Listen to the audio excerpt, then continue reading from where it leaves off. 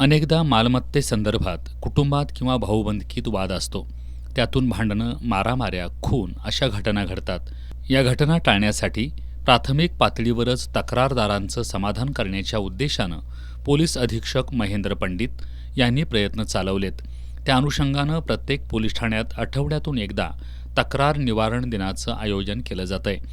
गेल्या आठवड्याभरात करवीर पोलीस ठाण्याकडे 45 तक्रारी अर्ज प्राप्त झाले होते. आज करवीरचे पोलीस उपाधीक्षक सुजितकुमार क्षीरसागर यांनी करवीर पोलीस ठाण्यास भेट दिली. यावेळी त्यांनी पोलीस ठाण्याच्या प्रांगणात तक्रारदारांच्या उपस्थितीत बैठक घेतली. त्यात प्रत्येक घटकाचं म्हणणं ऐकून घेत त्यावर त्याचं योग्य समाधान करून 45 पैकी 27 तक्रार अर्जांचं निराकरण करण्यात आलं.